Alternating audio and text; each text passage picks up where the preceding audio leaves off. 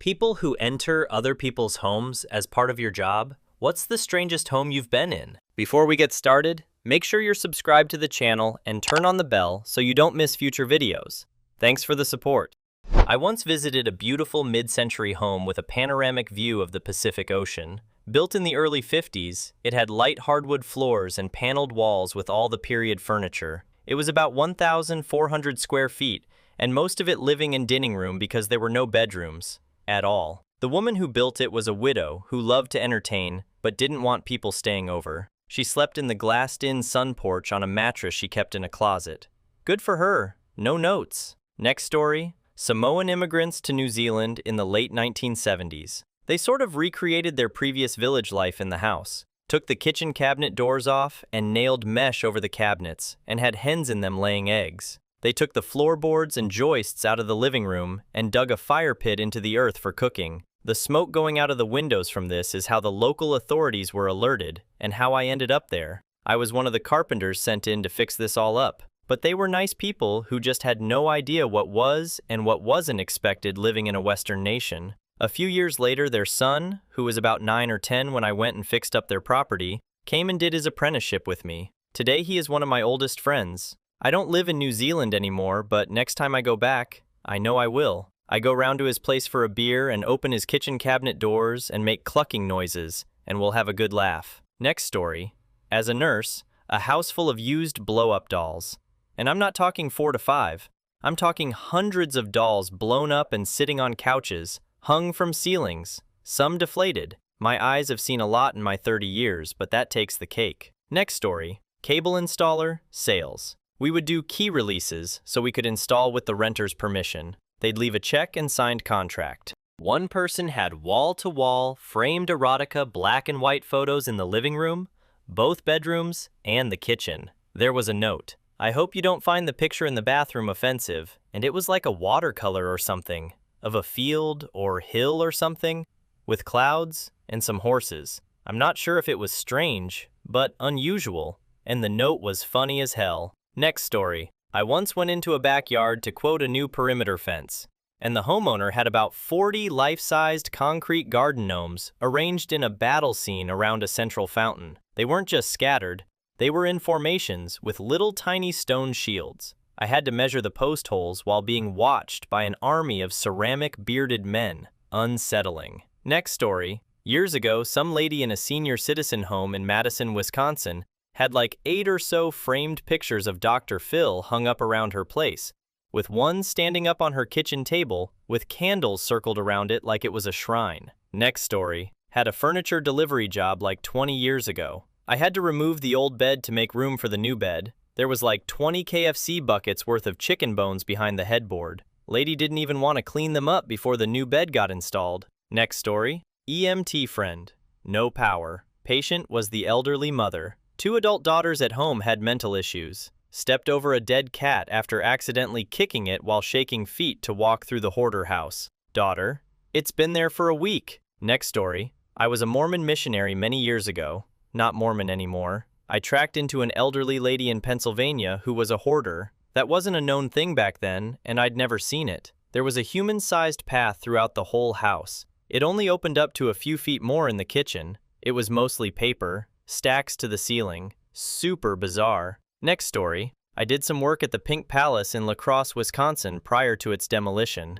The photos in the article, and that I personally took, can't do justice what it was like exploring that place. One of those places where a family had a lot of money and free time, but no professional interior designer to talk them out of whatever whim they were feeling at the moment. So many twists and turns. Each room had a completely different theme. I'm really glad I had the chance to dig into it before it was torn down. Next story. I was an organizer in a housing project in Baltimore long ago. A woman let me in her home, and it was packed with stuff from the floor to the ceiling. I wasn't sure what to make of it all as she showed me around. Later, we went on a trip on a plane with our tenant group, and she carried an entire crazy bag on stuff through security, including an ice pick. Needless to say, she was not let on the plane. Next story. Hundreds of teddy heads on spikes in the back garden, urinating in the corner of the kitchen, was literally a puddle and was rotting the cupboards. Cat poo all over the bedroom's carpets in the kids' bedroom. Was not fresh. I've turned up at fancy houses with luxury cars on the driveway, and they've been absolute crap inside. Honestly, you wouldn't believe what's behind some doors. Next story wasn't a job, but moving cities that brought me knowledge of this place. I went to a viewing for a 2-bedroom basement apartment. Location was great for work, and the price was dead on median rent for a 2-bedroom. The ceiling was 1.3 meters above the floor, so the real estate agent and I had to hunch like gorillas while walking around. The place was furnished and decorated normally, apart from the fact that they'd clearly shaved down the legs on all tables and chairs. Real estate agent gave his spiel completely normally, didn't ever mention the ceiling. We were just a couple of normal gorillas casually knuckle walking through a house viewing. I went through with the tour because I just had to see every room. Many years later, and I still think about that place at least once a month. Next story. There was a wealthy couple that were the parents of a client of mine. Very eccentric, but very nice.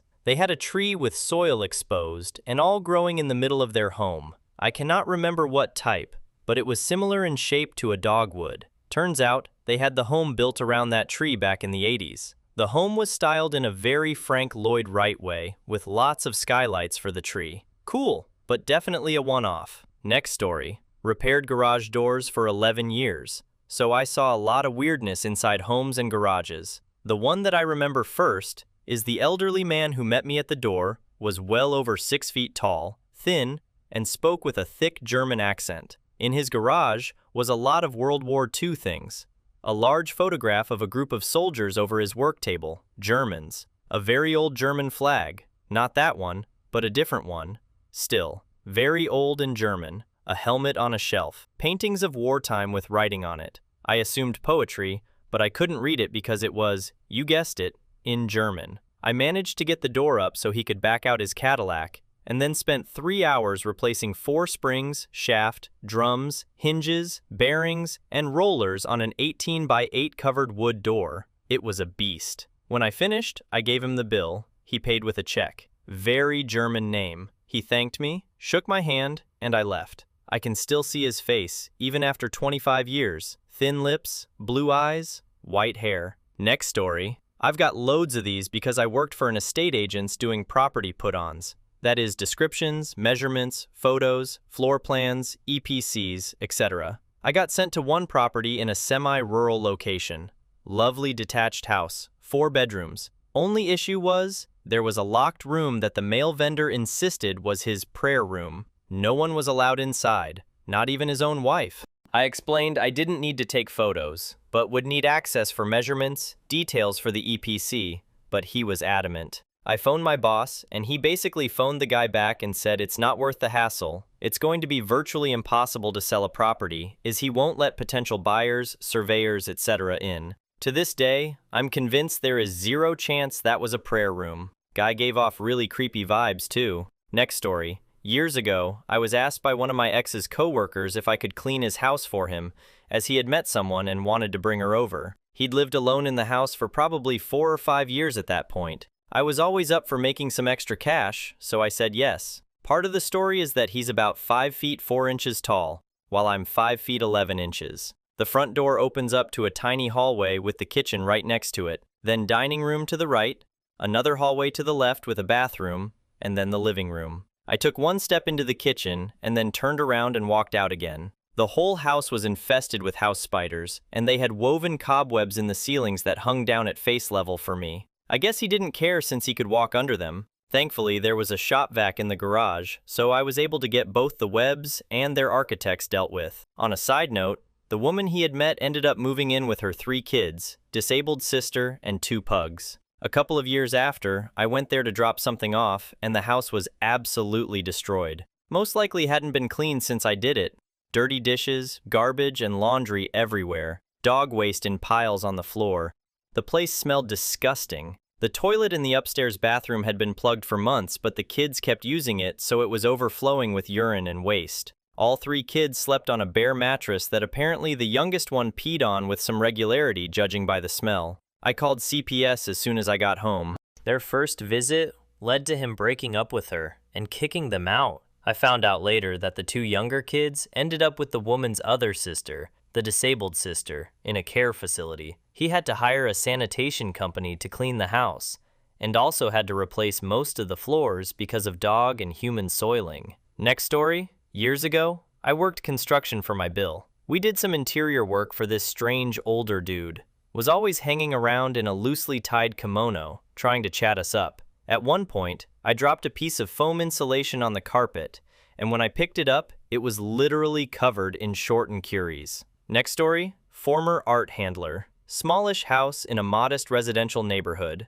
probably between 1,500 to 2,000 square feet. Unusual for our clientele. Honestly, looked like my grandma's house from the outside. The living room, dining room, and den were converted into an art gallery. They had a modern art collection valued close to $30 million. I walked through the front door and was thoroughly shook. Next story, I did pest control and visited many bizarre houses. The strangest one I won't forget was this successful Middle Eastern man who had an in-ground pool in his living room, if you would call it that. The house was very humid inside, and there was a layer of moisture on everything. He also had a life-size cutout of himself in his study. I had to assume it was for some kind of promo, but it made me chuckle. The house itself was pretty gaudy, and while big, each room wasn't decorated very nice and was messy, hence the pest control. I guess money doesn't buy taste. Next story. As a visiting nurse, I was conducting my visit in a home and heard a snorting noise behind a curtained-off closet in the patient's kitchen. I was invited to look behind the curtain and saw the biggest black pot-bellied pig I had ever seen. It lived in the house. Next story. I grew up in the type of home CPS would take issue with, so not much is too weird to me, and I really don't judge much. But I had one client where the family didn't change the hand towels in the main floor bathroom for at least 8 months. I could tell because the same crust was on the towel, and they were not decorative towels, and that really gave me the heebie-jeebies. There were 7 people living in that home, 3 different therapists over more days than not, and it was their primary bathroom. It was so strange. The house was cluttered, but really quite clean. DKWTF was up with those hand towels not being changed out, and that's what made it so weird. Next story. Went to paint some guy's home ceiling. They were very nice people and bought the 3 of us BBQ's dinners, but their home was filled with the freakiest religious pictures I'd ever seen. Most were pics of spooky art style. Next story. I'm a homeowner's insurance adjuster. It's pretty common for landlords to file claims for vandalism after a tenant moves out and they find excessive damage. About 6 to 7 years ago, I went out to inspect a house where the tenant had been evicted and was previously living with no active utilities. The tenant turned the garage floor into their bathroom, noped right on out of there. Next story. I used to be an EMT. I've seen everything from roach infestations so thick that they had a pattern, to paraplegic hoarders that live on an uncovered bed, to people that fit perfectly with the Texas Chainsaw cast. But they weren't violent, to me. Next story. Every room full of books, entrance hall, bathroom, lounge, and only enough space to get to the toilet, shower, bed, and his desk. The guy told me he had over 16,000 books, all solely about boating. Next story. Carpenter here. There's been plenty of filth, or drugs left out, or a dildo collection that wasn't put away. But the worst was a former law professor who had bought a lot in a private gated community, had a locked and gated driveway that led out of the back of the neighborhood with another gate, onto his own personal property that crossed over a small river via covered bridge. It then wound around and up to his house where his butler came out with a gun belt on. I was there to fix a pocket door that was 98% perfect. It was insane. It took me all of 3 to 5 minutes. Then I was promptly escorted out and off the property. Next story. Us massage therapists living in Germany. A really nice and what should have been spacious apartment, were it not for the fact that it was completely decked out in stuff. We're talking picks, sculptures, racks, saddles, and even a cage. I've always been pretty liberal in my private time, and had already professionally massaged working girls directly at their brothels by this time. But this place was a little much, even for me, especially since the couple's daughter was included in some of the risque photos they had all over every wall. Next story. I had a visiting nurse interview me for an assessment, and she had one of those collapsible stools with her. She explained that some clients did not have chairs for guests in their homes. Next story. When I was a repairman for the phone company in the hood, there was a house where we needed to use a ladder to get into the basement. because they chopped up the steps and burned them to keep warm. Next story, hoarders. I worked for a property management group, and there was a family of two 50-year-old siblings and a 70-year-old mother, varying degrees of mental handicaps. They lived in a 2-bedroom apartment, and the neighbors kept complaining that they were hoarding stuff in the shared double garage. We worked with them a couple times to declutter. They had Section 8 and applied for one of our 5-bedroom townhomes in the city. I pre-warned the owner that they were hoarders, and he said he didn't care. They move in, and a year later, I go check out a maintenance request. Wowzer! They were going to church clothing sales, waiting for it to end, and then taking all the extra clothes for free. The entire house was full, to the point that the bags of clothes were being used as furniture. They sat on the bags as couches. They had the TV sitting on them as a table. They had blankets thrown across them for beds. I went to go to the 3rd floor, which is supposed to be 2 bedrooms and a hallway. They had started filling it in from the back and working it down the stairs. You physically couldn't get past the stairs, filled to the ceiling. Did I mention at some point some of these bags got wet? So the whole house smelled like dirty, wet sponge. It was crazy. Next story. The living room and kitchen was a litter box, like cat litter scattered everywhere and used. Also, no one was scooping the litter. There had to have been over 10 cats in there. APs and the Humane Society didn't care. Next story. Became my apartment building caretaker for 2 years. Found out my next door neighbor was a hoarder. A very clean hoarder, no garbage, but a hoarder nonetheless. She had boxes and boxes of personal possessions from 1963, the year the building opened to tenants, onward in the living room, kitchen, hallway, closets, bedroom. She told me proudly that the previous long-term caretaker and landlord had tried to evict her for hoarding, but she fought it and won. All I could think was, we just hope there wasn't a fire in her apartment, or else the whole mess would come crashing down onto her downstairs neighbor. Next story.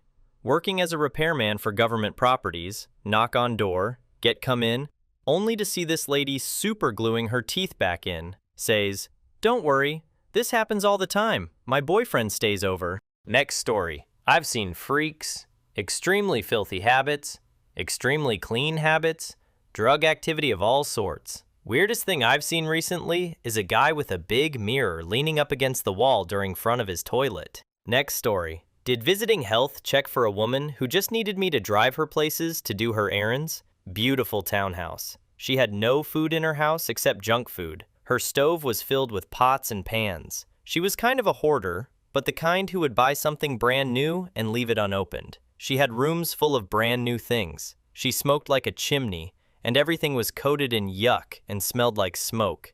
Even the unopened stuff. Her bathtub was filled with used kitty litter. She had one cat who looked and smelled like a smoker herself. I had to report it to her caseworker. It was sad. Next story. One time I was in an Airbnb. A company I worked with rented out for a video shoot. At first glance, it looked 100% normal, until you opened the closets. On the top shelves of 2 of the bedroom closets, and the linen closet in the hallway, there were massive piles of porcelain doll heads. Just the heads. Next story. One of my co-workers was maybe 25, and had been homeschooled in a pretty rural community, so she was a little sheltered. She and her husband bought a house in the small city we worked in. During their housewarming party, we got the grand tour. They were totally perplexed by the huge finished basement that was all done in red leather, velvet, and shag carpeting. There was a hot tub in the corner, a bar, and mirrors all over the place, and 3 closets with chairs behind camouflage doors that all had slots cut in them at various heights. They kind of made fun of the previous owner for having hardware for hanging plants in a room with no windows and having pretty tacky taste in decor. When they said the previous owner had run a particular motel and restaurant in the neighborhood I grew up in, it all became clear. That owner was kind of a character, sort of a wannabe Hugh Hefner. The motel, which was actually pretty nice, was known to be a part-time brothel. Their neon sign out by the road had seemingly random separate switches for different parts of the sign. On normal nights, the words restaurant, cocktails, relax in our heated pool, efficiencies were lit up. On nights when the hookers were available, parts of the sign would mysteriously turn off, leaving it to say, rest in our heated pool. I saw this with my own eyes for years, until he sold it and they built a Sam's Club on the parcel. So, long story short, My newly transplanted, fairly sheltered coworker bought a house with a well-used orgy room, complete with bondage hardware, peep booths, and glory holes in the basement. I very much enjoyed telling them the background story as they looked on in horror. Next story, plumber. The thing that gets me the most is women's sex toys. Like, I get it, you want easy reach, but when we tell you we are coming in tomorrow and you agree, please store them away. Also, why do you need 30 to 40 sex toys? Otherwise, the most jarring was when we went to the wrong apartment. Guy was in and did have a clogged everything. He was a massive hoarder. Realized we got the wrong number, did a 180 and knocked on that door. Older couple, perfectly clean, sterile home with a clogged system, was super jarring. Next story. I was delivering meds the day after Valentine's Day, and the dude had me wait at the door while he got his money, leaving the door open just a bit. This was a rundown shack with a rundown tenant. As I gazed inside the door, I see a full-size doll in a recliner holding an oversized box of chocolates. She was wearing a red negligee. She wasn't one of those cheap blow-up dolls, but one of the expensive models. We had to make a note on his account to never send a female to that residence. Next story. Went into a customer's house to measure and talk through a quote. The person was a high school psychology teacher living in a $500,000 plus house. They were breeding doodles as side cash, and their house was covered in dog waste, like dozens and dozens of piles all over the carpet of what otherwise was a very nice house. Not from puppies, but the parent dogs. She tried to pay me in doodle puppies. I noped out and didn't return any further calls. Next story. When I was a kid back in 2005, like 10 years old, I made a friend who lived on the opposite side of the block. And this kid I made friends with was like the definition of white trash. Just super ghetto. And we would go to his backyard to ride our bikes in these dirt pits. And his whole front yard was full of random trash. And his house was so dirty, the walls were filthy, and the carpet was full of dirt. It was like Kenny's house from South Park. Next story. I knocked on the front door of an old house in rural Mississippi to perform a work order. The door cracked open, and the owner stuck his head through the crack to address me. He was under the impression I would only be working outside. I explained that, to complete the service, I would need to enter both the home and its crawl space. He looked extremely embarrassed and mumbled a warning along the lines of, "Well, all right, but it's kind of funky in here," as he opened the door. My body rejected the air that hit me in the face. I simply could not take a breath. I stepped off the porch to get air and regroup, then approached the door to look inside. What I saw was roughly 200 dashed spread across the interior of the small home, and a layer of animal waste so deep I could not tell what kind of flooring the house had. I completed the exterior portion of the work order and called my boss. After being told to do the interior, I drove to the office, turned in my stuff, and resigned. Next story. Not me, my dad. He is a plumber. He told me one time about this old lady, about 80, lived alone with 8 cats and a Yorkie, and everything was covered in cat piss and dog waste. It was so bad that as you stepped, piss would come up out of the rug.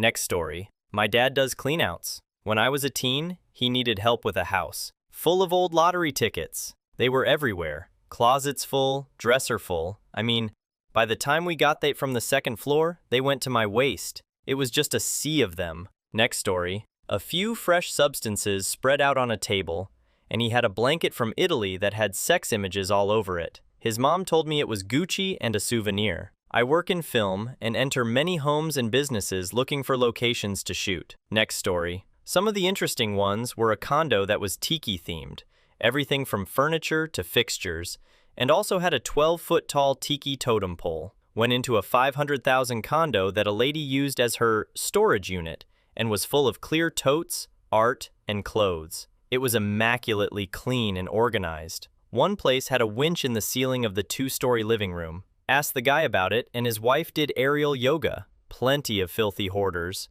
The ones that are most interesting is when it's a lot of the same thing. One had a bathroom littered with hundreds of empty cigarette packs, and the bathtub was the ashtray. College kids that didn't clean and would just lay down layer upon layer of cardboard over the floor instead. New cardboard?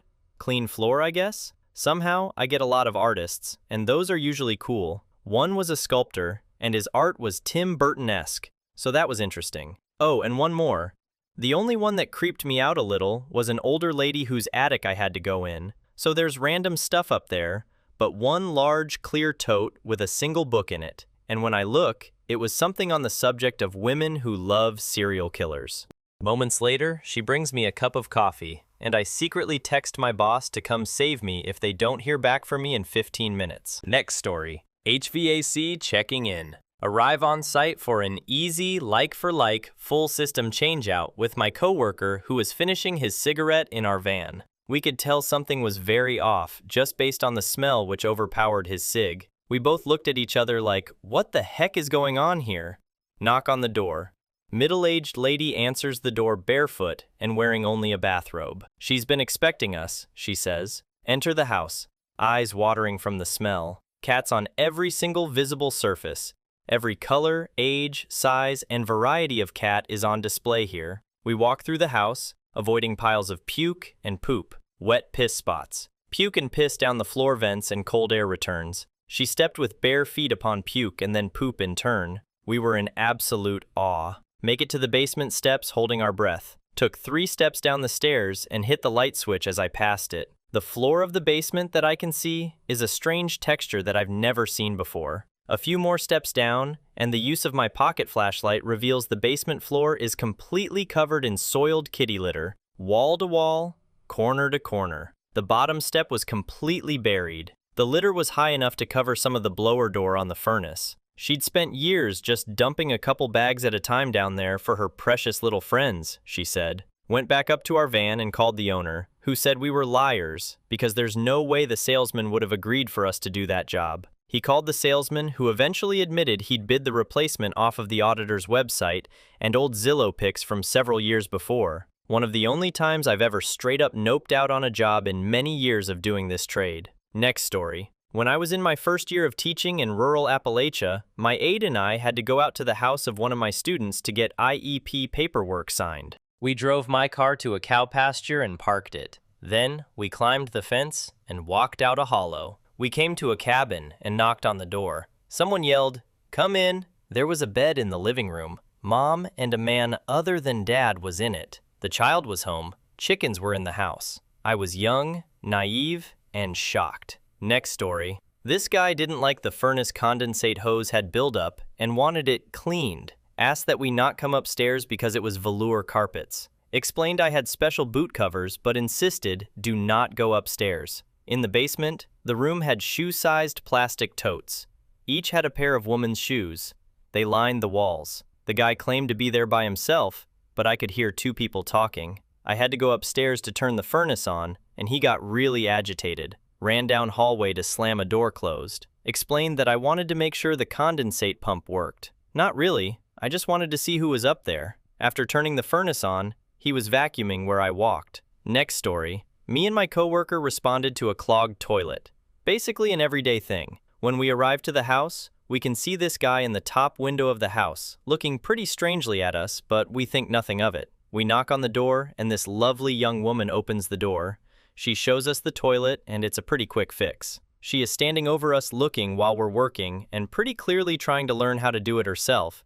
So I jokingly say, "You could just have your husband do it for you." She starts to tear a little, but hides it pretty well. She then explains to us that he died overseas a couple months ago. I quickly apologize and try to explain that I thought it was her husband in the window upstairs. I really didn't know what to say, and I felt really bad. I have never seen a face turn white that fast.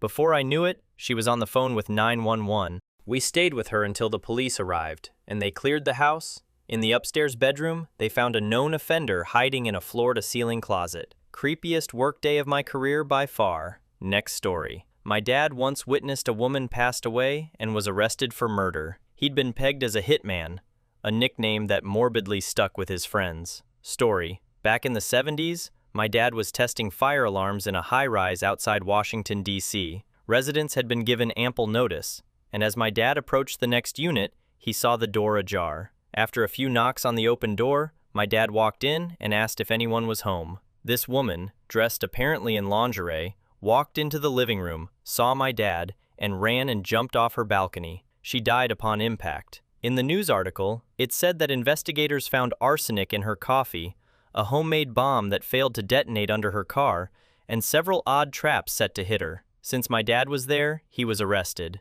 It took 10 days to clear his name, and for investigators to find her ex-husband guilty. My dad had just started seeing my mom at the time. Talk about a leap of faith. After that, my dad's friends referred to him as Hitman. My dad's email address and license plate all said Hitman. When I was in high school, my car broke and I had to drive his blacked-out SUV to school for a few days. People stopped picking on me when they saw the tag. Both of my parents are deceased now, but I have the newspaper article somewhere, and the memory of my dad telling the story. Next story. I used to install insulation, underfloor and ceiling. Fun fact, if your cat is old and/or sick and suddenly goes missing, there's a good chance that it's crawled under the house to die. And dead cats don't just magically evaporate. Cut to me crawling under a house, turning a corner and coming face to face with a cat. Next story. Real estate investor here. Went to look at a compound for an investment opportunity once. The drive back was down a small pavement road that eventually turned to gravel,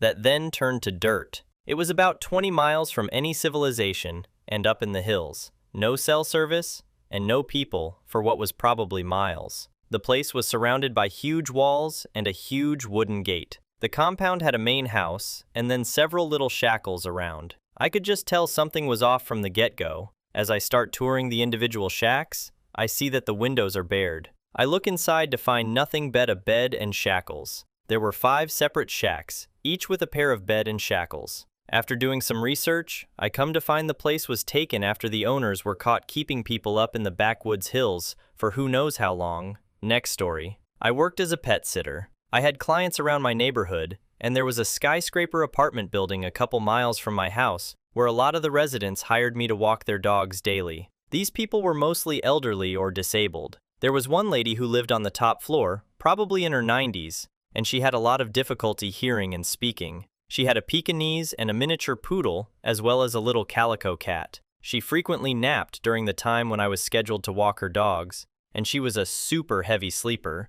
So sometimes I'd have to check to make sure she was still breathing when I came in, because she was obviously old enough where it was kind of expected that she'd pass soon. Her poodle was a really mischievous little guy. He had a habit of intentionally peeing on people's shoes during walks, so I always had to be watching him closely when people stopped to pet him. He also sometimes got into his owner's trash, but those things don't even compare to what I found one day. I walked up to her apartment, knocked softly, and when there was no response, I figured she was napping as usual, so I entered, intending to suit up the dogs in their harnesses for their walk. She was indeed napping on her couch, sound asleep. All over the floor were poop-filled adult diapers, shredded, and the poodle was staring at me with little bits of diaper fluff hanging out of his mouth with this absolute look of, "Yeah, look what I did," in his eyes. I couldn't help but stand and stare for a couple seconds, completely speechless. I couldn't believe what I was seeing.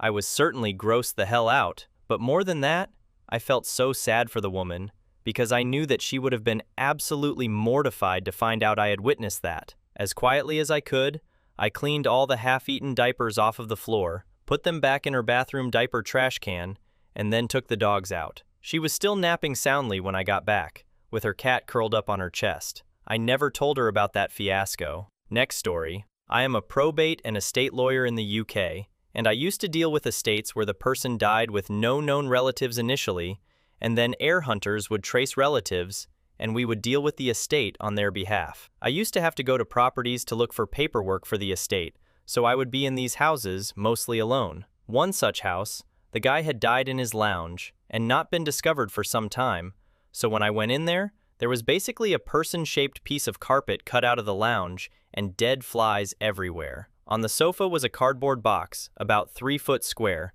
and it was filled with those plastic multi-CD holders, which were in turn filled with dirty DVDs. There was more adult film on a bookcase that spanned the length of the lounge. Another property?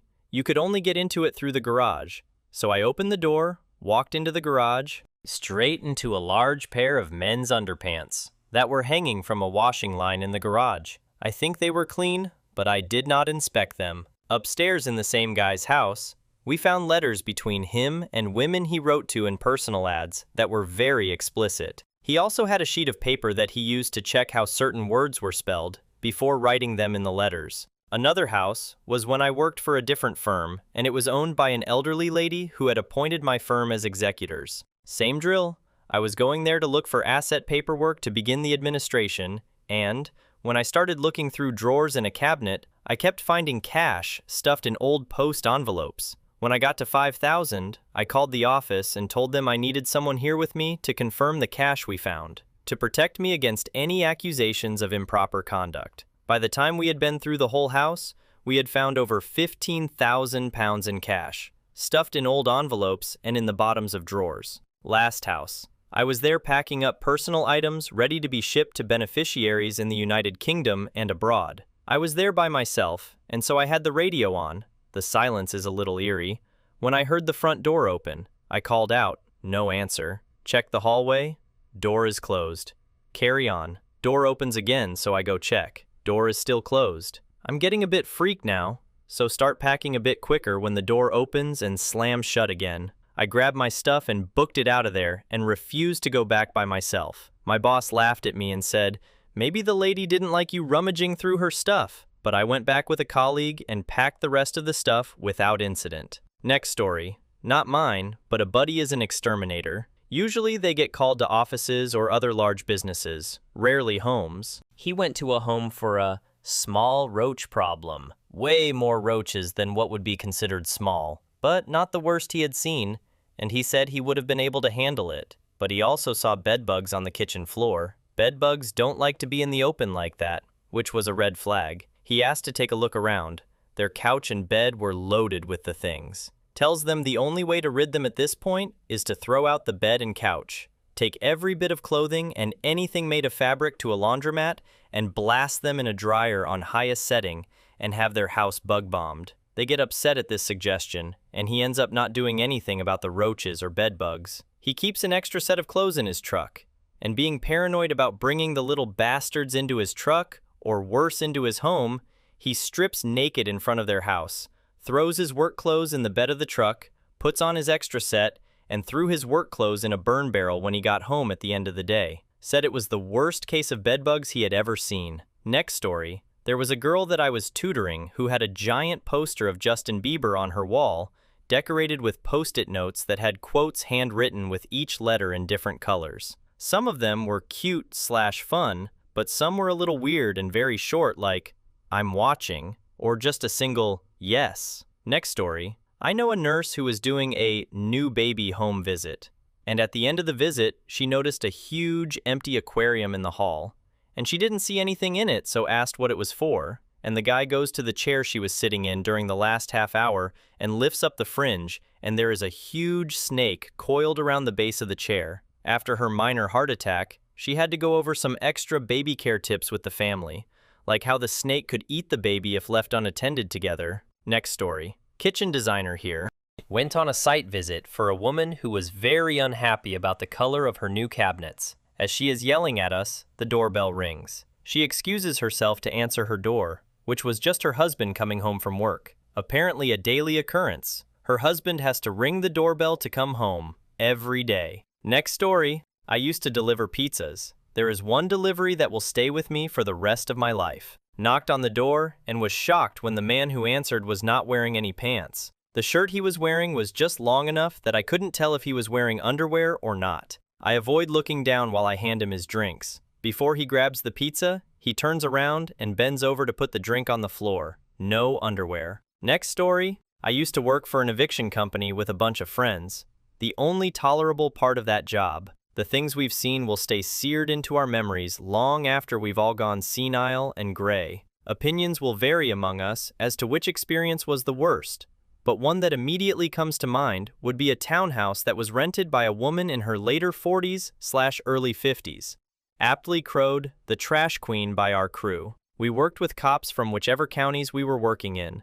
Their job is to do the knock, explain to the tenant what's happening, and make sure the place is clear for us to safely do our job. Cop goes up, knocks, lady answers, and he enters the house. We don't see him again for several minutes. This was worrying for us, as it usually meant there was a lot of stuff that had to be checked around, which we would then have to carry. He comes out and looks very disturbed as he is kicking some trash that had gotten stuck to his boots. He tells us it's time to go in with a wry smile on his face, and we head on in. From the first step into the house, trash. At least 2.5 feet in every single square inch of the place. We can see the trail through the place, trudged by the cop and tenant previously, but nothing else, save for a few lamps sticking out from the disgusting mess. The smell was vile, a sickly sweet and fecal aroma.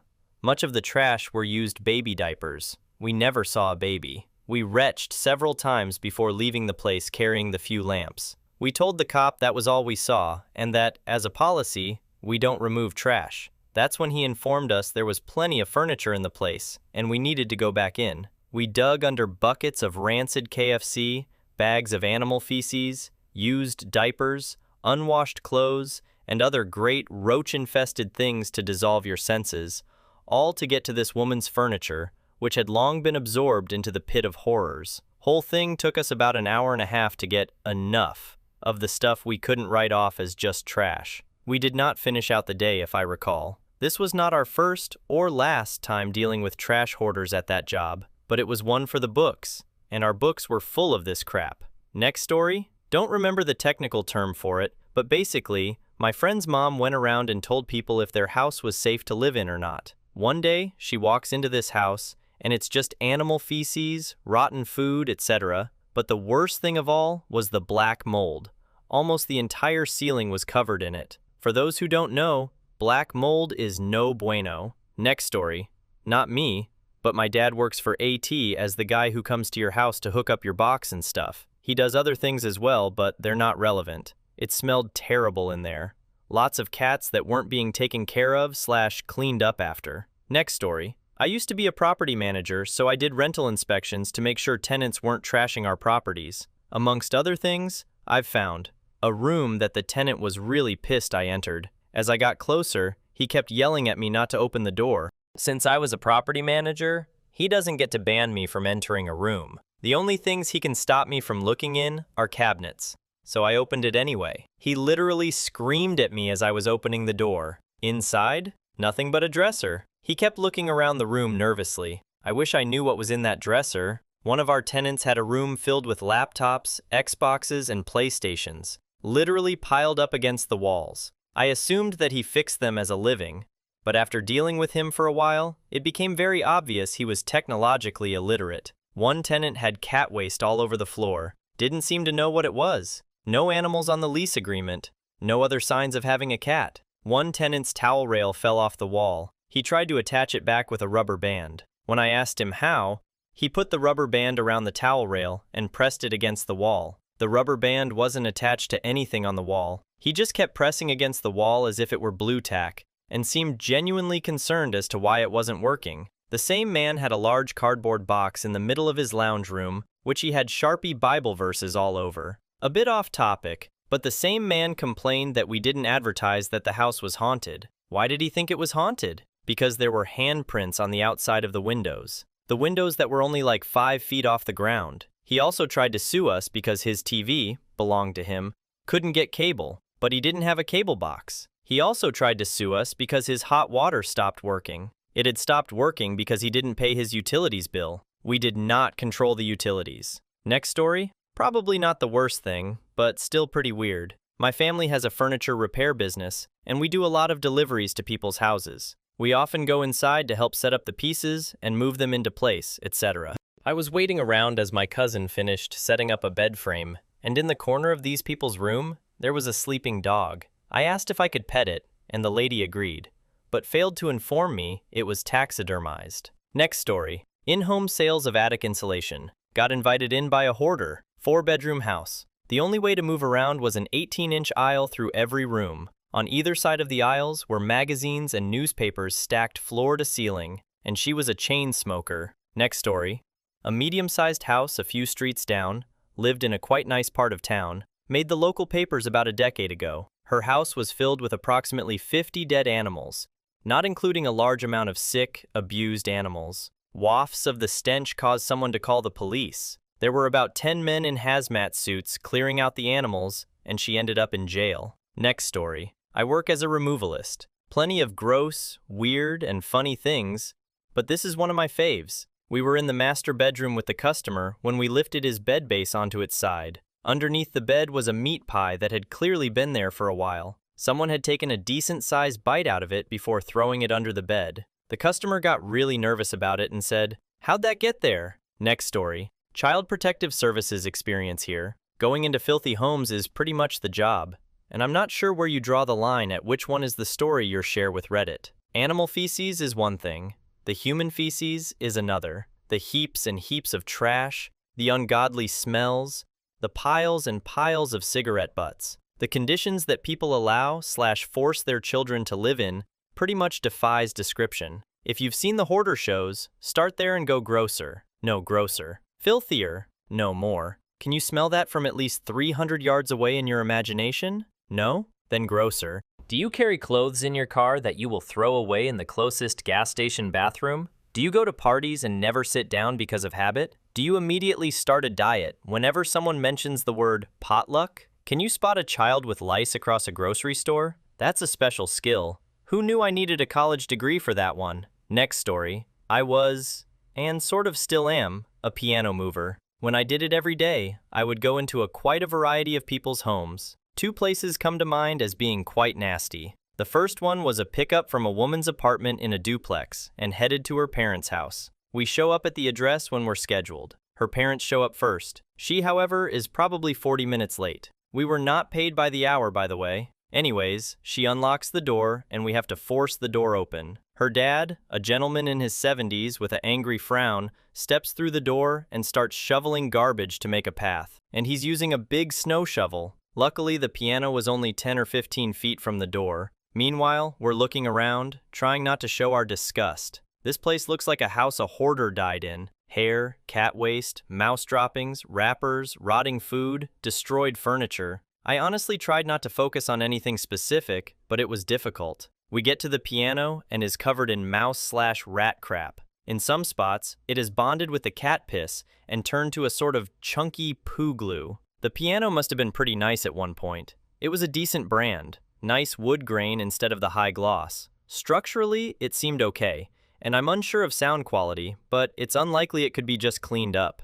It would need major work. In the end, her dad basically ordered the lady to pay us. She even complained about the price and cried a bit when her dad told her to just write the check. The story, as my boss told me later, was that the younger woman had been living rent-free in one side of her parents' duplex for close to 20 years. She had never allowed them to come in that time. Oh, and that piano was a family heirloom that belonged to her mom. Anyway, I'll tell the other story if this gets any interest. Next story. Delivered furniture for JCPenney for a week. Was still the worst job I've ever had. Only weird place was where we were delivering just a recliner chair. We get to the door and a very small Vietnamese woman answers the door and speaks absolutely no English. We gesture to the chair. She gestures us in. The place smells amazing, as she is cooking a whole side of flounder in a giant skillet. It looks like she hammered herself. As we are unpacking the chair, a tall white man shows up, probably 45 years old, wearing a suit, but had one of those teeny tiny nose rings that are just a tiny gemstone. Dude is pretty strange, and he really wanted us to get the chair inside so we could leave. My guess was he left his job to come home for the delivery because he didn't want us to be there with his mail order bride. Next story. I trained as a paramedic, and the way some people live is disgusting. One time I went where someone passed away, and the house was littered with broken glass. The flatmate of the deceased was in the living room having a drink when we got there. Probably appropriate under the circumstances, but I kid you not, it was like someone had smashed a bottle in every square foot of the place. The dead dude's room was covered in old needles, just a mattress, clothes, and needle on the floor. Next story. Not in a profession that requires me to enter someone else's home, but one time I found a girl's room that was full of pictures with Justin Bieber, and all of the pictures had his face crossed out with a black marker. Next story. Not really nasty or scary, but kind of sad and funny. Didn't happen to me, but happened to my teacher's friend. He is a plumber, and one day while looking at one of the toilets he was supposed to fix, he lifted the lid up and found condoms. Only problem was, the couple that lived there didn't use condoms, and he had no kids. Guy ended up not charging the poor guy and waiting with him to confront his wife when she got home. Guy ended up winning everything in a divorce because of the plumber. They became good friends, and still talk to this day. This was told to our class in education, so no, it wasn't just an out-of-the-blue story time. Next story. Used to work as a carpet cleaner. Doing that job has made me for sure never want to get an animal. The amount of urine and waste you come across from cats and dogs is absolutely ridiculous. On a positive note, I have been in some beautiful homes before and met some really cool people because of that job. Next story. I worked for a life insurance company for a short period after college while studying for my brokerage licenses. We did cold calls and in-home appointments. So by nature, a lot of the appointments we scheduled were with old people and shut-ins who were more interested in having a visitor than anything else. I went to an appointment one afternoon in a trailer park and found the address. Of course, there was a wheelchair ramp out front. Bad sign when it comes to insurance. I knocked on the door and heard a lady yell, "Come in, door's open!" When I opened the door, the smell that hit me almost dropped me to my knees. It was the stinging ammonia smell of cat piss, followed by human waste, body odor, and rotten meat. The lady was sitting in a lazy boy in the living room,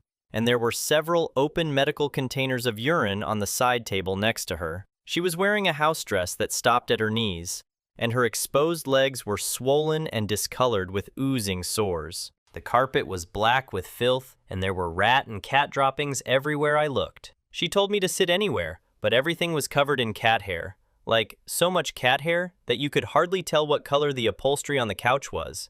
I rushed through the opening small talk, and she was determined that she wanted an insurance policy to have something to leave to her kids. The only one she could possibly get in her condition was very expensive, but required the least underwriting. Nobody ever bought those, because they're literally so expensive that you only come out ahead if you die within a year. So, I didn't have the forms in my bag and had to go out to the car to get them. When I got outside, I opened the door to my car and leaned in behind it so nobody could see me vomiting my guts out. It took a lot of alcohol to make it through that year, until I got my full licenses and left. Next story. Women had covered her entire floor in thick plastic sheeting and duct taped every seam. She had 4 ionizing machines in each room and multiple oil diffusers. She claimed to have terrible allergies that doctors couldn't figure out, and as a result, would get sores on her skin. She also had a constant upper respiratory infection. She would have us use the ozone machine to clear out her apartment once a month. She had switched apartments several times, claiming mold or allergens in every single one,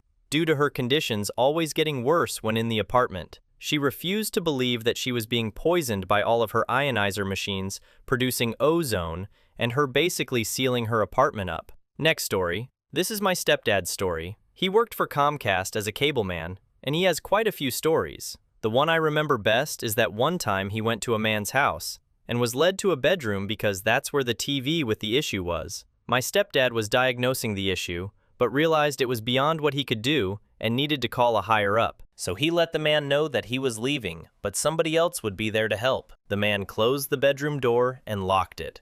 No lock on the inside, just outside, and told him he had to stay until he fixed it. My stepdad's only option was a window. Although it was 2 stories up, luckily the porch was below, so there was a roof for him to step on. He jumped off the porch roof and ran for his van. The man came running outside while my stepdad floored it out of there. Also, a lot of old people believe the lights on cable boxes are the cable company watching them. Next story. I do kitchen design. It's amazing how many people never clean their kitchens. Cabinets and vent goods covered in a thick layer of rotting grease and food. I measured one house that had a rotting subfloor and grease buildup, probably 1/8 inch thick. The smell was beyond. Next story. My dad used to read water meters for the city. Sometimes this would involve him entering people's homes. Once he entered a house on a call and wandered into the most disgusting place he had ever encountered. There was no floor, it was just waste. Piles and piles of waste from all different creatures, probably human too. The lady that lived there looked completely unfazed, barefoot walking in all of the poops. My dad started to walk toward the basement, wanting to get this job done as soon as possible. In the hallway, he notices what he thought was a large rat. It was a tiny black lab puppy. He picked it up and put it in his hoodie pocket, did his job, and ran out of there. That puppy's name was Muggsy, and he was a sweet boy who lived to be 13. Next story. I was an in-home caregiver for many years. I had a client who had been in an accident and was no longer physically or mentally able to care for himself. For a couple of weeks, everything was fine, and then I came in one morning to find trails of mess throughout the house, from the front door to the kitchen, on both couches, all over the dining room seats, on every surface in the bathroom, and across every floor. We're not talking regular poops dotting the way like Hansel and Gretel. This was a mudslide several inches wide and smeared into slash onto everything. The worst was his own bedroom, where he was lying in a mess of soiled sheets and covered in it himself, like he had been mud wrestling and just come home to relax. This was all made worse by the fact that he didn't have regular bowel movements. We were told that he would only go once every few days, and they were usually so big that if they were solid, they'd have to be broken up with a special spatula that was kept by the toilet. It was so bad that the agency sent someone over to help me clean it up. She told me that it happened once every few weeks at least, and I was lucky it hadn't happened sooner. No one informed me of this before I took the job. When I left that day, I wound up stripping down to my underwear before I got in my car and driving home half naked. I couldn't stand the thought of sitting in my car in those clothes. I never went back. Next story. I worked for a certain satellite company a few years ago. The customer was on oxygen and basically tethered to a breathing machine. When I was at the teen boys' room checking the cables, I was on the floor next to the bed and bent down to see where the cables went. I reach under the bed and feel a rubber tube. I look under the bed, and staring back at me was a clear glitter-filled dildo. I locked eyes with the kid and he said, "My parents don't know I'm gay." I touched it. I freaking touched it. And he didn't even warn me. I wanted to peel the flesh from my hands so bad. Next story. I did a side job to fix a person's air conditioner. The house was a complete smelly mess. Condenser, outdoor unit, had a tree growing on it. Something ate the wires, and both the indoor and outdoor units were covered in spiders. To top it off, the bulkhead stairs had a bundle of blankets that were covered in flies. I fixed the job, and she did not pay me. I was pissed for weeks. Next story. I was working as an apprentice with my grandpa. He runs an appraisal company. We entered a small rustic home. We went straight to the garage to check out their car, and a hobo popped out of a small closet with a knife, naked, and attempted to hit my grandpa. My grandpa owns a concealed carry. The squatter was shot, but lived. Another weird one was when he accidentally discovered an illegal immigrant house with over 30 illegal immigrants living in it. The same house was also home to a car stealing ring. Next story. I work for a large national disaster restoration and cleaning company. You have probably seen our brightly colored trucks and TV ads. I have been to countless suicide cleanups and hoarding jobs. I have seen blood-splattered walls, furniture, beds soaking in blood and feces, houses hoarded up to the ceiling with raw sewage underneath it all, cars where people had ended their lives in. None of that compares to what I'm about to tell you, and I don't talk about it a lot. The most awful and heartbreaking thing I saw was a time when we were called out to clean out a house that had been foreclosed on. The bank had hired us to go out and clean and declutter a house after the owners defaulted on their loan, grabbed what they could, and left in the middle of the night several weeks before. We get to the house and go inside, and there, right by the front door, was their kitty, lying right next to his empty water and food bowl. They left and didn't even take their cat, and it ran out of food and water. Damn, I lost it. I never cried so hard in my adult life. It was painful. I couldn't go back in that house. Next story. My wife is a home health nurse, and she sees a lot of almost literally dirt poor people in rural Oklahoma. Houses without electricity or running water. Houses without any carpet over the concrete foundation floor. Things like that. One story, out of many, that sticks with me is the family that had a huge pile of dog waste that they just left under their dining table for unknown reasons. Next story.